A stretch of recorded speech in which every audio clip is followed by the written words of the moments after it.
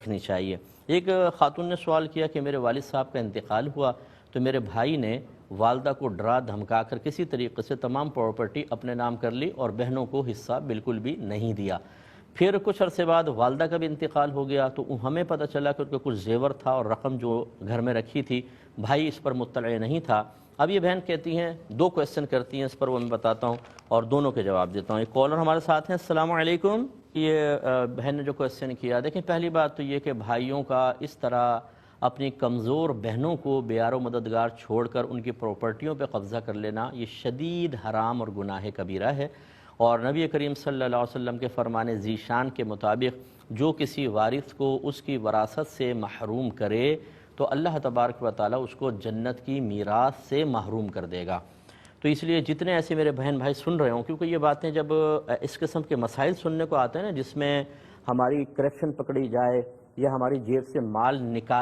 نکلتا محسوس ہو رہا ہو، تو پھر اس مفتی صاحب کی گفتگو اچھی نہیں لگتی ہے، وہ بڑی تلخ سی لگتی ہے۔ اس پر ہمیں ایک بڑا خطرناک سا کمنٹ پاس کر کے یہ مولوی تو بولتے رہتے ہیں، اور اپنی عزت بچانا، اور جو قریبی لوگ سن رہے ہوتے ہیں اور سوچ رہے ہوتے ہیں کہ اچھا انہوں نے بھی تو فراڈ کیا ہے، تو ان کے ذہنوں کو صاف کرنے کے لیے بہترین طریقہ پھر یہی ہے کہ اپنی غلطی تسلیم نہ کرو، بلکہ مفتی کو، عالم کو گندہ کر دو، اس کو غلیظ کر دو، اس کے بارے میں بیڈ قسم کے کمنٹس دو، تاکہ لوگوں کا ذہن بن جائے کہ نہیں بھائی بڑا جرت مند ہے، کرپشن تو پہلے کی تھی، اب تو علماء کو بھی ذلیل کر رہا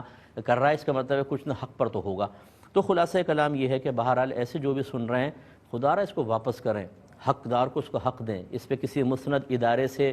فتویٰ لیں اور اس کی روشنی میں ان کو پہنچائیں، ورنہ آپ تو مر جائیں گے، آپ کے بیوی بچے اس پر عیش کر رہے ہوں گے یا کوئی متعلقین کسی بھی جہت سے عیش کر رہے ہوں گے، اور آپ قبر کے اندر شدید قسم کے عذاب میں مبتلا ہوں گے۔ اس وقت کوئی فائدہ نہیں ہوگا آپ کو۔ آج تو کسی کی پراپرٹی دبا کے، کسی کا مال دبا کے چہروں پر مسکراہٹ آپ نے دیکھ لی، لیکن کل آپ کا رونا دیکھنے والا کوئی بھی نہیں ہوگا۔ ایک تو انہوں نے غلط کیا۔ دوسری بات یہ ہے کہ جب آپ کا کوئی حق چھن جائے تو وہ جس طریقے سے بھی حاصل ہو رہا ہو اس کو آپ حاصل کر سکتے ہیں۔ مثال کے طور پہ اب جیسے والدہ کا ہے، انہوں نے ایک کویسچن تو اس پہ یہ کیا تھا کہ وہ والدہ کے پاس جو سونا تھا پتہ نہیں وہ ان کو ہبہ ہوا تھا یا نہیں ہوا تھا، تو ہبہ ہوا ہو نہ ہوا ہو آپ اس کو لے سکتے ہیں۔ سب سے پہلے جو بھائی نے پراپرٹی پہ قبضہ کیا اس کی ویلیو نکلوائیں اندازے سے کسی پراپرٹی ڈیلر سے، اس کے بعد اپنے حصے نکلوا لیں،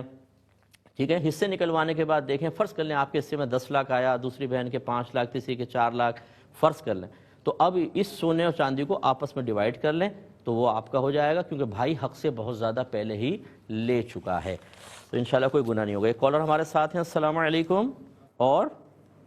جی میں بتاتا ہوں۔ اچھا دیکھیں، اب یہ اس میں بس آخری بات یہ ہے کہ آپ نے کہا کہ بھائی نے ڈرا دھمکا کے سب چیزیں اپنے نام کر لیں،